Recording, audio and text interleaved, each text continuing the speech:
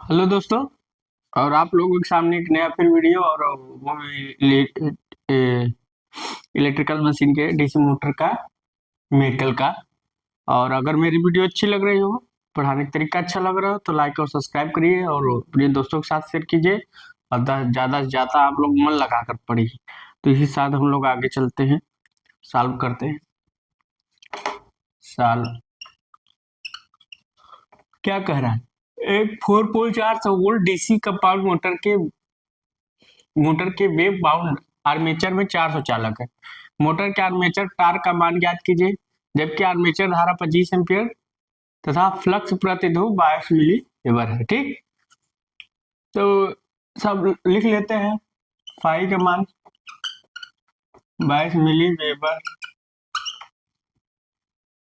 और जेड का मान 400, पी का मान 440 वेब बाउंड है इक्वल टू 2। आइए का मान पूछ रहा है और 404 4 का 440 यही चीज दिया है।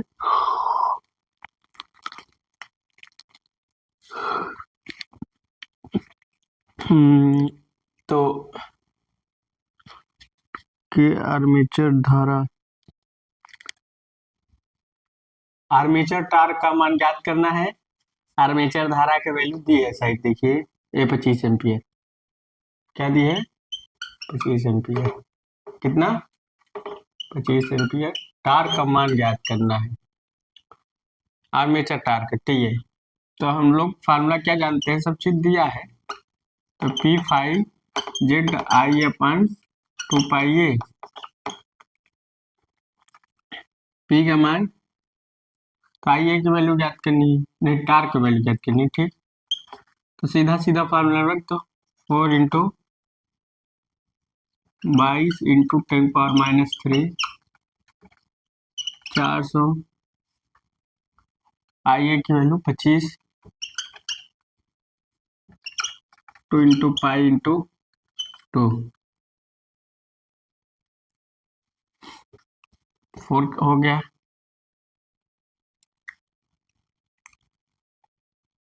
बाईस बटे 7 करोगे तो 7 ऊपर चला जाएगा और 22 यहाँ कर दे, पाई का मान रख दे। 22 22 कैंसिल हो गया, 7 आ गया। एक जीरो से 2 जीरो कट गया, बचा 1 जीरो, बचा 10। तो कितना है? 25 गुणते 7 × 4 × 10। 2 से करो, 5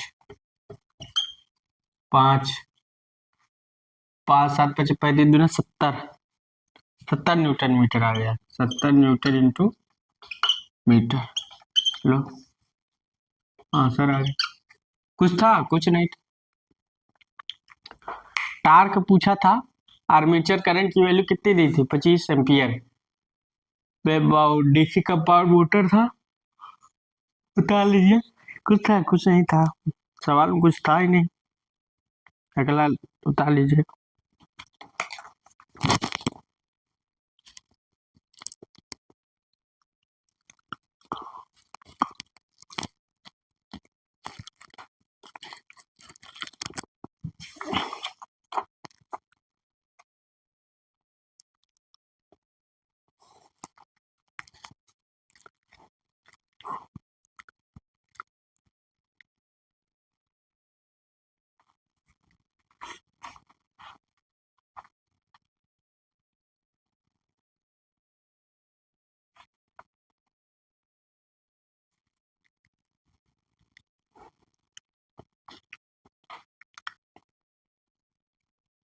तो कुछ था? कुछ नहीं था।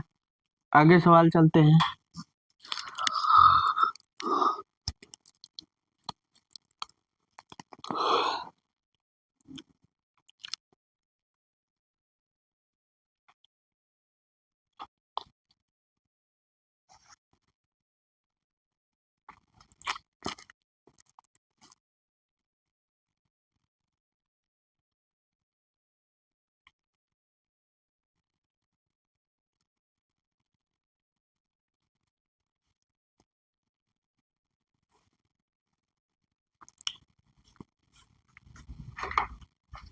अब अगला सवाल, आंसर तो डाल होंगे, कुछ था कुछ नहीं था।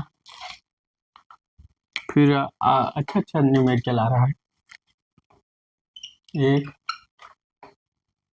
4 पोल वाली डीसी मशीन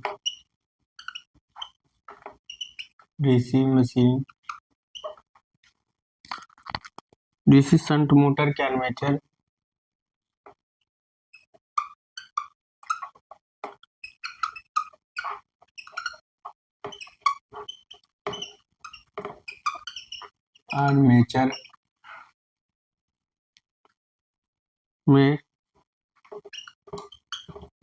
में लैप वाइंडिंग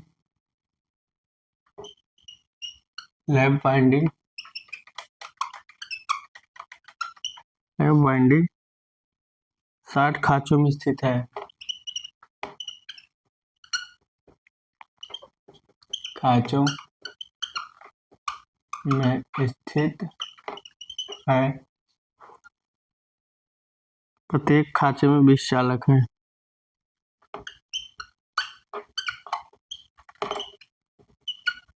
खांचे में 20 चालक हैं। यदि उपयोगी फ्लक्स प्रति ध्रुव 23 मिलीवोल्ट हो, यदि उपयोगी फ्लक्स प्रति ध्रुव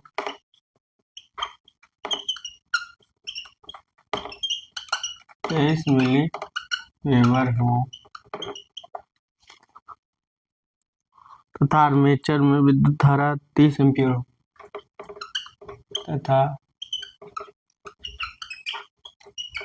आर्मेचर में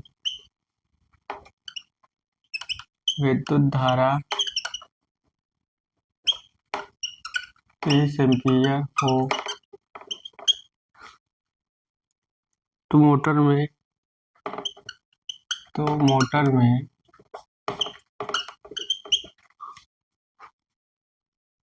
उत्पन्न बल आघूर्ण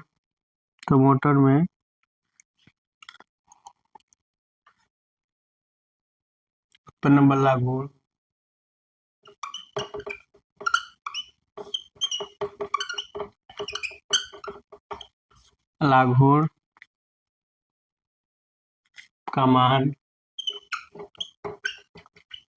न्यूटन इंटू मीटर तथा ग्रा इंटू मीटर में ज्ञात कीजिए। कुछ नहीं है, हमने फार्मूला लिखाया था, लग रहा है, देखते हैं, फार्मूले पे है लग रहा है। इसमें जेड की वैल्यू दिया है, 20 खांचे स्थित है। आर्मेचर के लैप वाइंडिंग में 20 खांचे से प्रत्येक खांचे में 20 चालक है, तो 60 इंटू 20 6 दूनी 1200 कंडक्टर।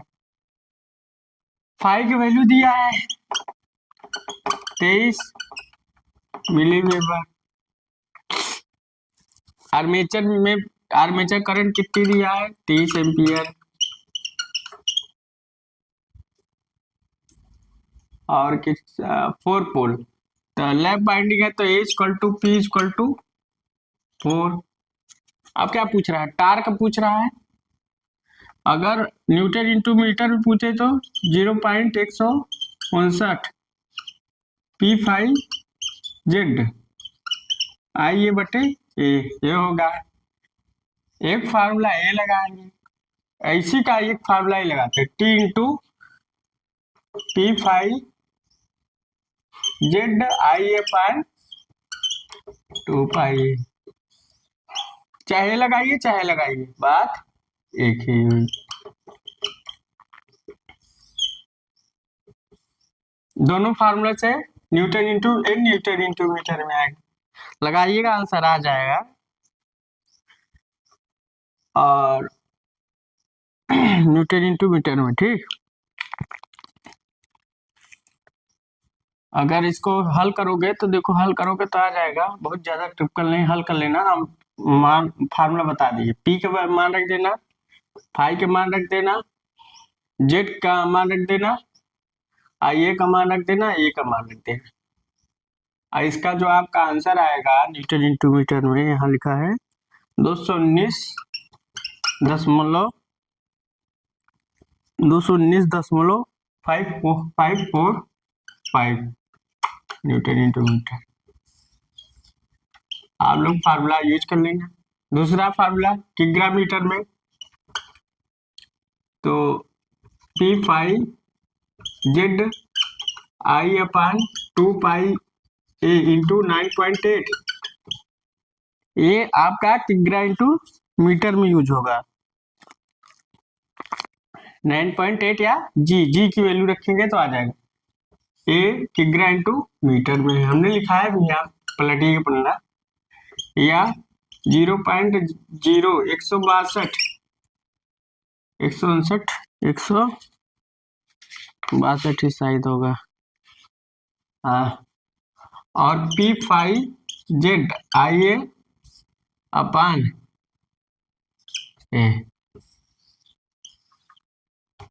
किग्रा इंटू मीटर।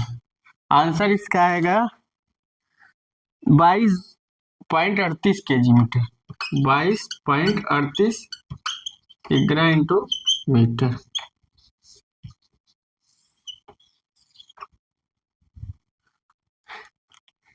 ताल लीजिए। देखिए सवाल लग गया है, कुछ नहीं है।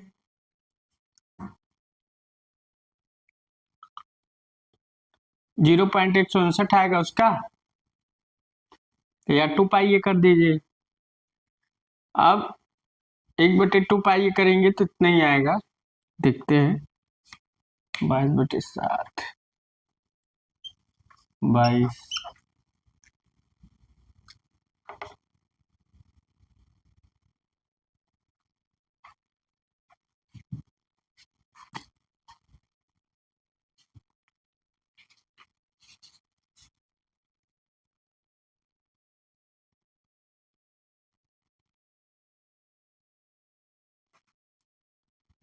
तो 2 पाई, तो पाई का मान 22/7 44।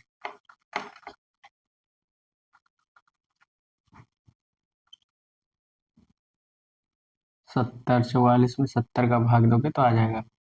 अगर 1/2 पाई ये करोगे, 1/2 पाई से करोगे तो इसका मान ये आएगा 0.159, कैलकुलेट कर लीजिएगा। अगर 1/2 पाई इंटू 9.8 करेगा तो 0.0162 वाला है, तो किग्रा मीटर। अब केजी में याद करना है, 9.8 का डिवाइडेशन कर देते हैं तो आ जाएगा। हमने सारा फार्मूला लिख दिया, आप लोग सवाल उतार लेंगे। आंसर भी लिख दिया, इसका इतना आएगा, इसका इतना आएगा, कैलकुलेट कर लीजिएगा। आगे चलते हैं।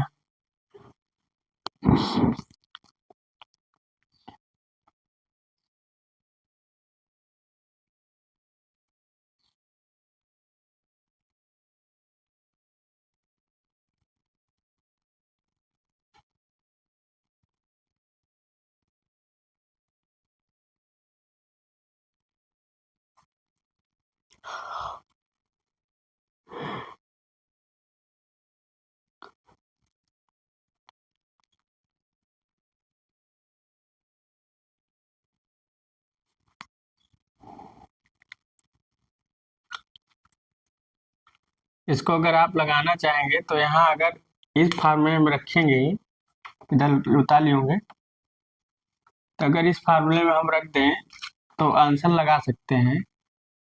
पी का मान कितना है, 4 है, ए पी और 4 का ए पी कट जाएगा, कोई दिक्कत नहीं।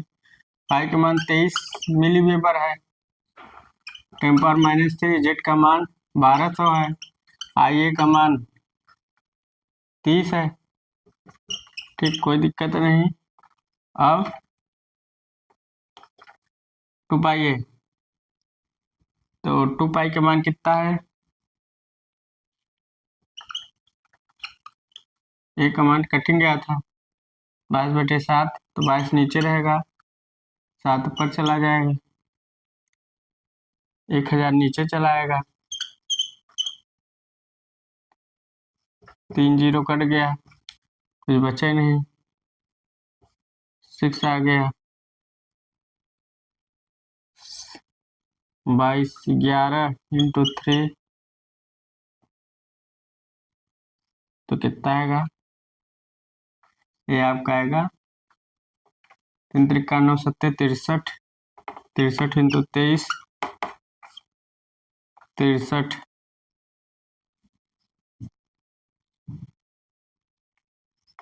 63 इंटू 23,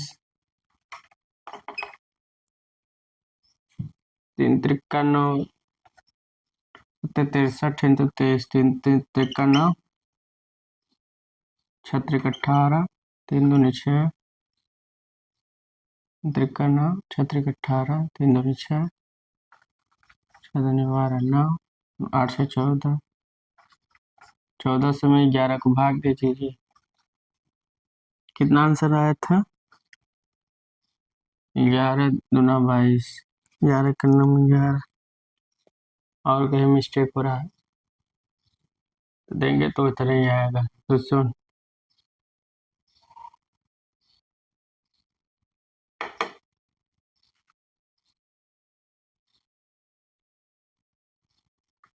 डाल लीजिएगा को वही आंसर आएगा।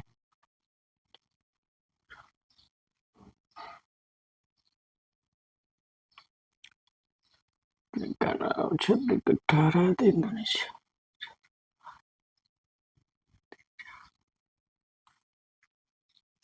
किक दो होगा ना, किक दो होगा, टिक टिक टिक टिक, सही है, डाल लीजिएगा आपका वही आंसर आएगा। अब आगे सवाल लिखते हैं।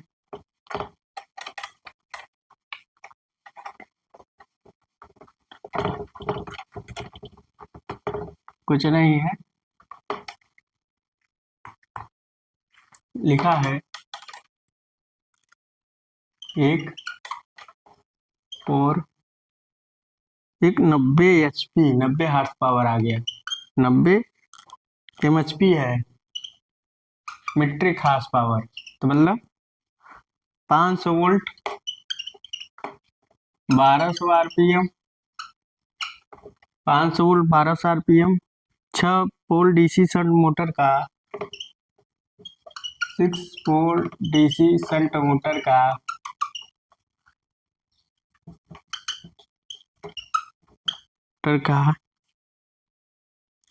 आर्मेचर वेव बाउंड है,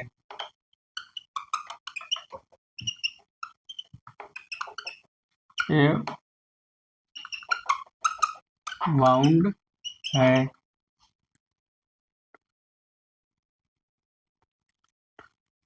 शंट फील्ड का प्रतिरोध 500 ओम, शंट फील्ड का प्रतिरोध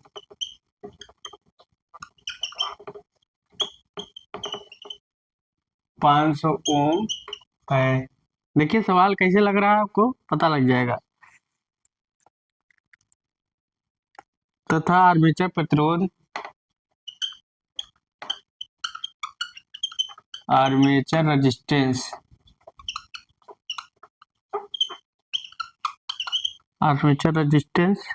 0.125 है।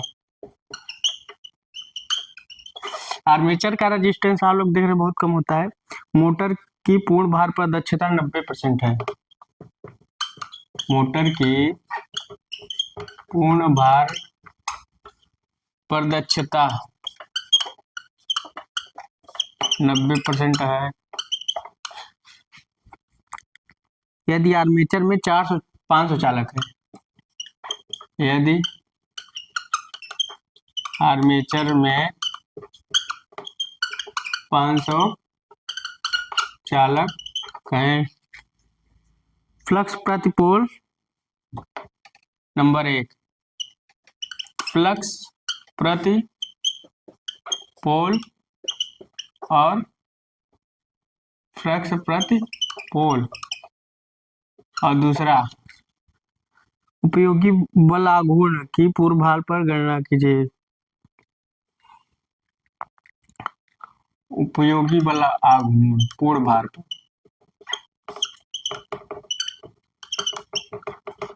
गुण पूर्ण भार पर कैलकुलेशन करना है। सवाल करिए और सवाल लगा डालिए। थोड़ा सा इसको भर लेते हैं स्याही, तब से आप लोग देखिए शायद दिमाग में कुछ गूंज रहा होगा।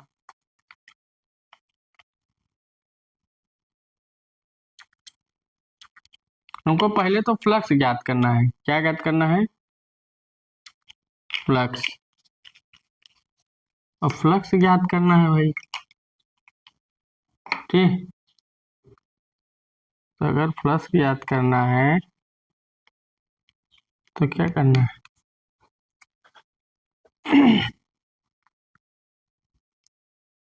हाँ, अगर ऐसा केस कहीं दिया रहता है, एफिशिएंसी दिया रहा है 90%, तो इसको हम लिख सकते हैं 0.9, इतना लिख सकते हैं। 100 से डिवाइडेशन करेंगे तो 0.9। और कहीं अगर 90 एचपी है तो हॉर्स पावर है। एचपी कितना है? 90 इंटू 735.5 कर देंगे, मीट्रिक हॉर्स पावर है। एन है 1200 आरपीएम। देखिए फार्मूला अपने आप बता देगा, मैं जाऊंगा किधर। रिवोल्यूशन पर मिनट, पी का मान कितना है? 6 पोल है। Armature shunt DC shunt motor है तो शंट फील्ड का प्रतिरोध 500 ओम, आर्मेचर का रेजिस्टेंस, तो आरएसएस की वैल्यू कितनी है? 500 ओम। और आरए का वैल्यू कितना है? 0.125 ओम। मोटर की दक्षता का रहा है, और जेट का वैल्यू भी दिया है 500 कंडक्टर। तो फ्लक्स प्रति पोल, अब बताइए, ए भी दिया है, ये भी दिया है। अब ऐसा कौन सा ये सब दिया है, आरएसएस दिया है, आरए दिया है, तो आपको कुछ दिमाग में चल रहा होगा। तो फ्लक्स कैसे ज्ञात करेंगे? फ्लक्स का मान हम लोग कैसे ज्ञात कर सकते हैं? देखो, अगर इसमें आर्मेचर करंट की वैल्यू दिया होता है, आर्मेचर करंट की वैल्यू दिया है कहीं? नहीं दिया है ना। आईए का वैल्यू नहीं दिया है, ठीक। और टी का टार्क पूछा है, टार्क दिया है? नहीं दिया है। तो ए वाला फार्मूला इनवैलिड हो जाएगा। T equal to P five Z A बटे 2 पाई ए। ये फार्मूला नहीं लगेगा। आप लोग अगर ये सोच रहे हैं नहीं लगे, क्योंकि न तो आई ए की वैल्यू दिया है, न तो आई ए की वैल्यू दिया है, ठीक, और न तो टार्क पूछा है, ठीक, न तो टार्क पूछा है। तो इस दिमाग से हमें लग रहा है कि फार्मूला नहीं वैलिड होगा, हमने पकड़ लिया। चलो, अब दूसरा फार्मूला इसमें कौन लग सकता है? R A R S H, ठीक। तो इसमें आर ए और आर एच के उपयोग हम कैसे करेंगे? कौन से फार्मूले में हमारा हो सकता है? शंट मोटर है तो आर एस एच, वी का मान भी दिया होगा, वी का मान दिया है, वी का मान कितना है? 500 वोल्ट। अब चलिए, वी का मान भी दिया है, आर एस एच का दिया है, तो दिमाग में समझ में आ रहा होगा कि ई वी बराबर इतना आ सकता है ना, V minus I A R A plus R S H. अच्छा, आई एस एच अपन, तो आई ए आर ए, क्योंकि ये फार्मूला है। ई वी बराबर क्या होता है? P5Z, P5Z एन बटे 60। ये फार्मूला लग जाएगा, देखिएगा आप प्रूव करिए। देखिए समझ में आ रहा है ना कि ये फार्मूला, क्योंकि एन की वैल्यू भी दी है, उसमें एन की वैल्यू नहीं थी उस फार्मूले में। पी की वैल्यू दी है, ए की वैल्यू डीसी सम मोटर के यदि आर्मेचर वेव बाउंड है ना, तो ए की भी वैल्यू दी है 2 की, ठीक, 2 की वैल्यू दी। तो इस वाले फार्मूले में सुटेबल बैठा है। देखिए, तो वी निकालेंगे, आई निकालेंगे, आर एस एच निकालेंगे, ठीक।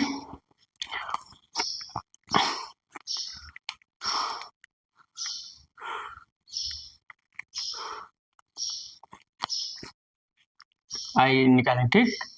तो इस अब हमारे समझ में आ रहा है कि कौन सा फार्मूला लगेगा। ये फार्मूला आपका वैलिड होगा। तो ये दोनों इक्वेशन अगर बराबर कर देंगे तो आंसर आपका आ जाएगा। हमको देखो पकड़ में आएगा फार्मूला कौन सा लगेगा, तो ऊपर उतार लिए होंगे। तो अगर हम लोग पहले ईबी की वैल्यू ज्ञात कर लें, ईबी की अगर ज्ञात आ जाएगी तो 5 मान यहां से निकल आएगा। वी 500, आईए की वैल्यू, आईए की हमको ज्ञात करनी है। तो क्या लगा, अगर ऐसा कहीं आता है तो हम करते हैं पहले आईए की वैल्यू ज्ञात करने के लिए हम क्या करेंगे, आईए बराबर क्या होता है, I L minus I H.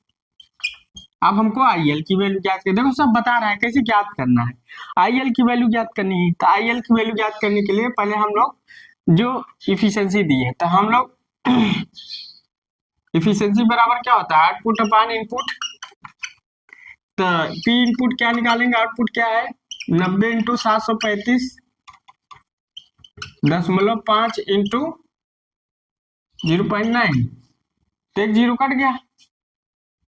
अगर 90 इधर करेंगे 10⁻⁻1, तो एक जीरो कट जाएगा, 9 9 कट जाएगा, 735.5 ही शायद आएगा लमसम 700%।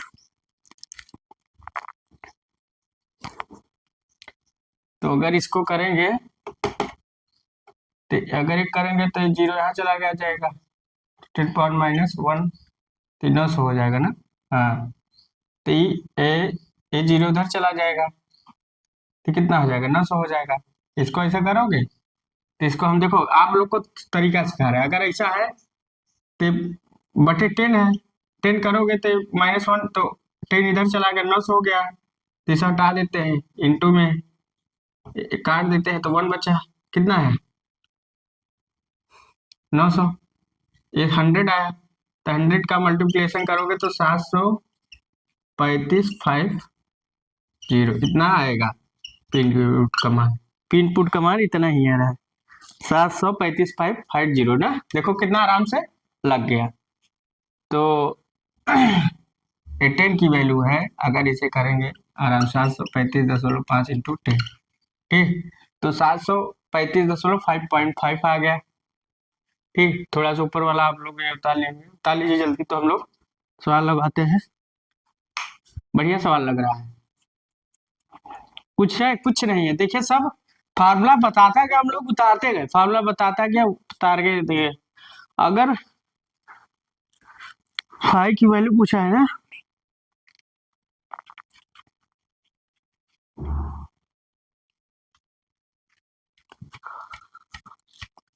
फाई की वैल्यू पूछा है,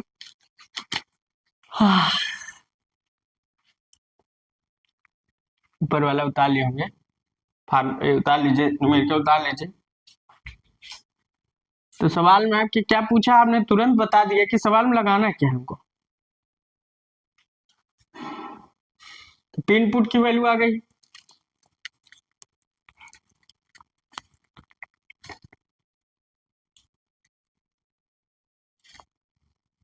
अब पी इनपुट है तो इनपुट पावर है, तो इनपुट करंट निकालेंगे। इनपुट करंट क्या होती है मोटर में, लोड करंट इक्वल होती, क्योंकि जो करंट आती है वो लोड करंट होती है, तो input current load current equal हो जाती है।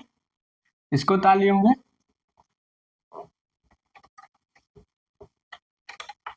अब इसी के आगे चलते हैं, शेषन से ताली।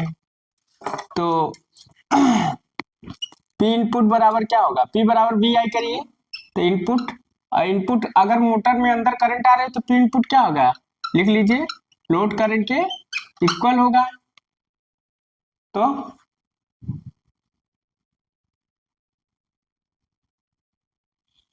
वी का मान, अब वी का मान ज्ञात कर लीजिए।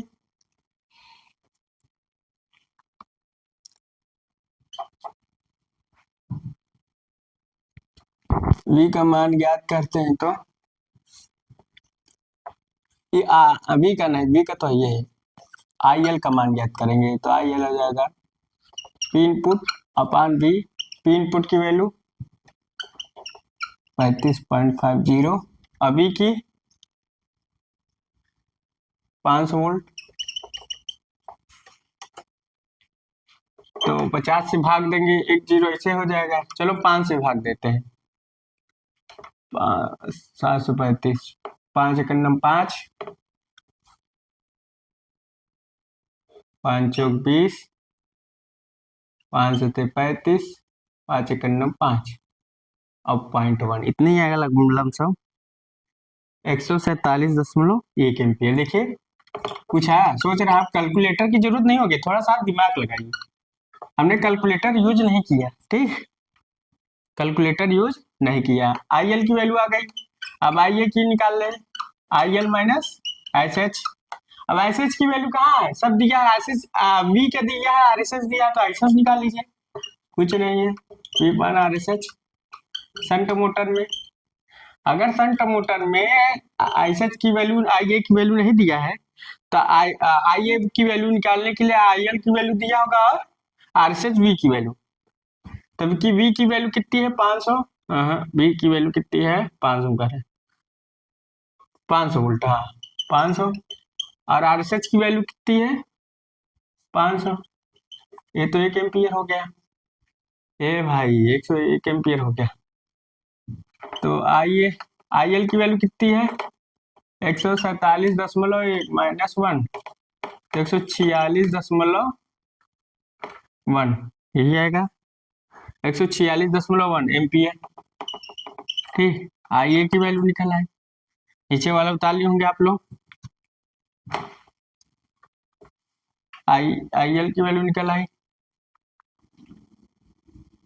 तब अब वैल्यू कितनी रखनी है, IA की वैल्यू निकल आई, RA की वैल्यू दिया ही है, इसी में वैल्यू रखते हैं। TB की वैल्यू निकल आएगी 500 माइनस IA की वैल्यू 146.1 इंटू RA की वैल्यू 0.125। अगर इसको करोगे मल्टीप्लिकेशन, इसको करने से कितना आएगा आपका, पहली बात तो इधर करोगे 3 0, तो आप इसको अगर कैलकुलेट करोगे तो ये आएगा 481 कुछ आ रहा समथिंग 73, कैलकुलेट कर लीजिएगा 7375। TB की वैल्यू आ गई। अब EB की वैल्यू आ गई, EB की वैल्यू आ गई तो किसकी वैल्यू आ जाएगी, अब फाई की वैल्यू आ जाएगी। इस फार्मूले में लोग रख देते हैं, ये फार्मूला बराबर कर देते हैं यहाँ से, ठीक, इधर मिटा देते हैं, इधर ताली होंगे। तो EB बराबर क्या होता है, EB बराबर P5ZN/60A।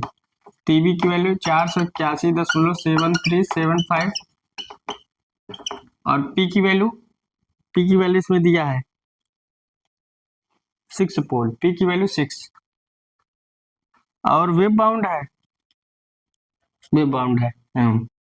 6 इंटू 5 की वैल्यू पूछा है, तो आप ऐसा करिए मल्टीप्लिकेशन कर देने हैं, आप लोग गलती कर देंगे।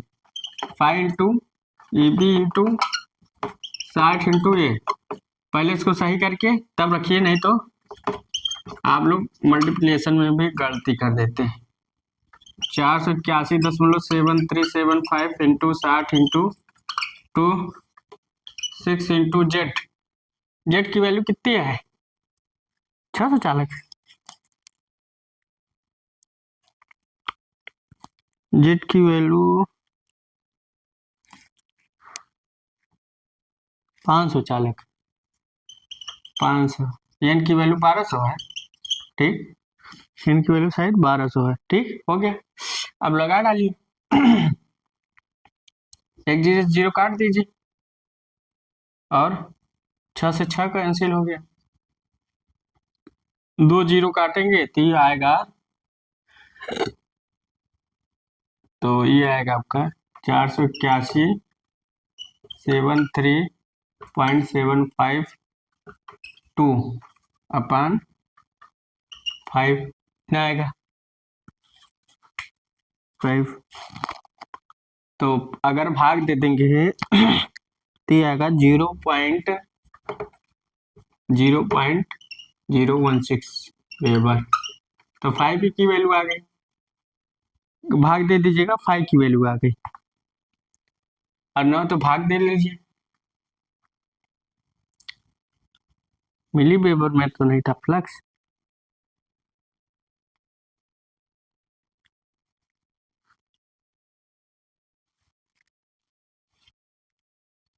उसने फ्लक्स ज्ञात ही करना है। हाँ,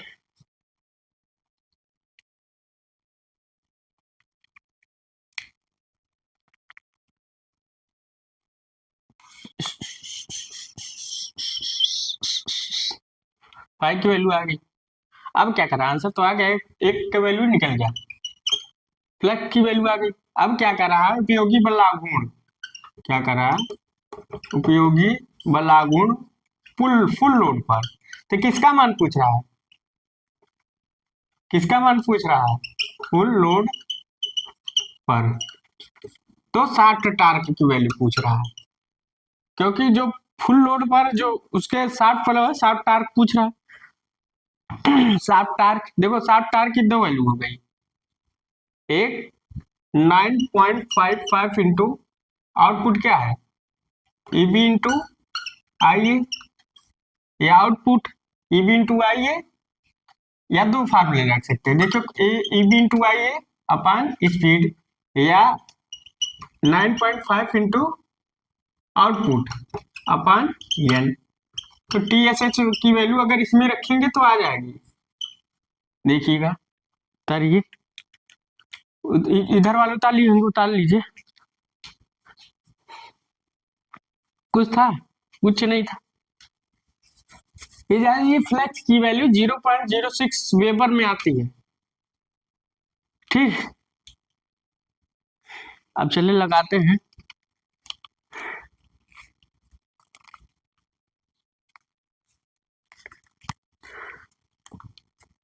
अगर इसका ईबीआई की वैल्यू दी है, ईबी के 481.7375 करके, इसको भी यूज करिएगा आप लोग, इसको भी यूज करिएगा, आंसर आ जाएगा। और न तो इसको भी यूज कर सकते हैं, एक formula T S H, T S H,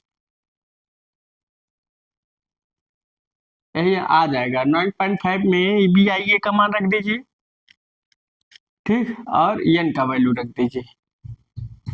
अगर ईबीआई की वैल्यू नहीं रखेंगे तो आउटपुट में क्या है, ठीक, 90 इंटू 735.5 उतार लीजिएगा पहले।